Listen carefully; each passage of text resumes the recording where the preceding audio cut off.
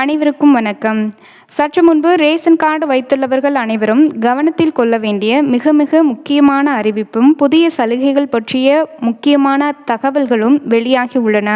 இதை பற்றிய விரிவான விளக்கத்தை இவ்வீடியோவில் காணலாம். வீடியோவை கடைசி வரை ஸ்கிப் செய்யாமல் பார்க்கவும்.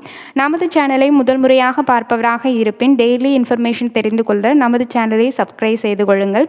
பக்கத்தில் உள்ள பெல் ஐக்கனையும் மறக்காமல் கிளிக் செய்து கொள்ளுங்கள். இந்த வீடியோவிற்கு லைக் செய்து விடுங்கள். வாங்க வீடியோக்குள்ள போகலாம். தமிழ்நாட்டில் ரேஷன் கார்டு மிக முக்கியமான ஆவணமாக திகழ்கிறது. இதன் மூலம் இலவச அரிசி மட்டுமின்றி சர்க்கரை, கோதுமை மற்றும் பருப்பு, பாமாயில் போன்ற அத்தியாவசிய பொருட்கள் மானிய விலையில் மக்களுக்கு கிடைக்கின்றன.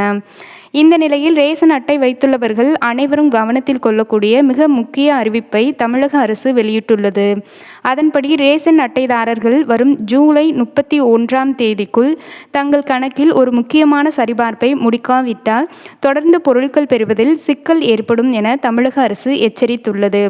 அரசு வழங்கக்கூடிய இலவசம் மற்றும் மானிய விலை ரேஷன் பொருட்கள் தங்கு தடையின்றி தொடர்ந்து கிடைக்க வேண்டும் என்றால் குடும்ப அட்டையில் உள்ள அனைத்து உறுப்பினர்களும் KYC செய்வதை கட்டாயமாக்கி உள்ளனர். இதற்காக ரேஷன் கார்டில் பெயருள்ள உறுப்பினர்கள் அனைவரும் தங்களின் பகுதிக்கு உட்பட்ட நியாய விலை கடைக்கு நேரில் சென்று கிரேட் ரேகை பதிவு செய்ய வேண்டும். இச்செயல்முறையை குறிப்பிட்ட கெடுவுக்குள் முடிக்க தவறினால் அட்டைக்கான உணவுப் பொருட்கள் விநியோகம் தற்காலிகமாக நிறுத்தப்படலாம். பொது விநியோக திட்டத்தில் நிலவி வரும் பல்வேறு முறைகேடுகளையும் தகுதியற்ற நபர்கள் சலுகைகளை பெறுவதும் தடுப்பதே அரசின் இந்த நடவடிக்கைக்கு முதன்மை காரணமாகும். உங்கள் குடும்பத்தில் உள்ள உறுப்பினர்கள் அனைவரும் உடனே ரேஷன் கடைக்கு சென்று பயோமெட்ரிக் சரிபார்ப்பையும் முடிக்க வேண்டும் என அறிவுறுத்தப்படுகிறார்கள். அடுத்த அறிவிப்பாக தமிழக அரசு ரேஷன் கடைகளில் புதிய மாற்றங்கள் கொண்டுவர பல்வேறு அதிரடி நடவடிக்கைகளை எடுத்து வருகிறது. அந்த வகையில் தற்போது குடும்ப அட்டைதாரர்கள் சிரமத்தை குறைக்கும் வகையில் ஒரு மகிழ்ச்சியான அறிவிப்பை உணவுப் பொருள் வழங்கல் துறை அமைச்சர் வெங்கட்ரமணன் தெரிவித்துள்ளார். இது குறித்து அவர் கூறுகையில், பொதுவாக வயது முதிர்வு அல்லது கடின உழைப்பு காரணமாக நிறைய பேருக்கு கைரேகை சரியாக பதிவாகாமல் போகலாம்.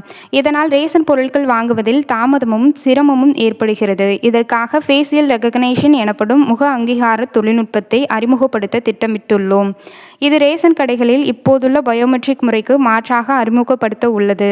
இந்த புதிய திட்டத்தின்படி ரேஷன் கடைகளில் உள்ள கேமரா மூலம் பயனாளியின் முகத்தை ஸ்கேன் செய்து அவரது விவரங்கள் துல்லியமாக உறுதி செய்யப்பட்டு பொருட்கள் வழங்கப்படும்.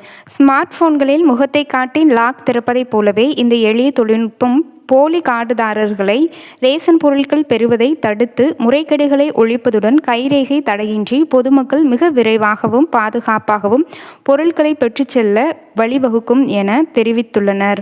அடுத்த அறிவிப்பாக தாய்மானவர் திட்டத்தின் கீழ் 60 வயதிற்கு மேற்பட்ட முதியவர்களுக்கும் மாற்றுத்திறனாளிகளுக்கும் வீடுகளுக்கே சென்று ரேஷன் பொருட்கள் வழங்கப்படும் என்று தெரிவித்துள்ளனர்.